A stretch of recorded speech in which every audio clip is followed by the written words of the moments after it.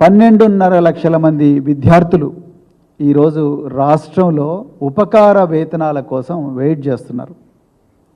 విద్యా సంవత్సరం మీరు ఉదాహరణకు తెలంగాణలో ప్రజాపాలన కాదు, ఇది ప్రజల మీద ప్రతీకార పాలన నడుస్తూ ఉన్నది. విద్యార్థుల మీద ప్రతీకార పాలన నడుస్తూ ఉన్నది. అదేవిధంగా నిరుద్యోగుల మీద కూడా ప్రతీకార పాలన నడుస్తూ ఉన్నది. తెలంగాణలో ఉన్నత విద్యలో 12.5 లక్షల మంది విద్యార్థులు చదువుతున్నారు.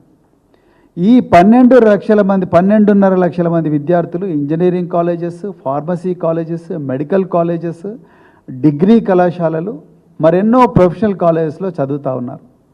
ఈ 12 లక్షల మంది విద్యార్థులకు సాలీన 2,400 కోట్ల ఫీ రీయింబర్స్మెంట్ ఇవ్వాలి.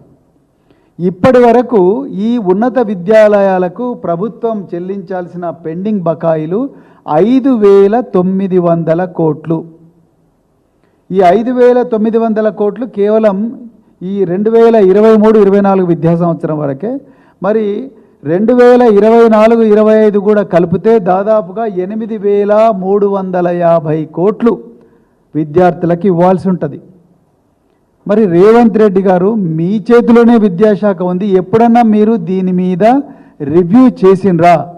ఈ విద్యాలయాల్లో చదువుతున్న విద్యార్థులు, మరి ముఖ్యంగా private engineering colleges, private medical కాలేజీలో చదువుతున్న విద్యార్థులు మరింత ఉన్నత విద్యకు పోవాలంటే, పీజీ కాలేజెస్ కానీ పిహెచ్డికి పోవాలంటే, వేరే రాష్ట్రాలకు పోయి చదువుకోవాలంటే వాళ్లకు ఈ డిగ్రీ కళాశాలల్లో, ఇంజనీరింగ్ కళాశాలలో సర్టిఫికేట్లు ఇస్తలేరు. ఎందుకంటే మీ ఫీ రీయింబర్స్మెంట్ బకాయిలు మా దగ్గర లేవు, అందుకొరకు మేము ఇవ్వడం లేదని అంటున్నారు.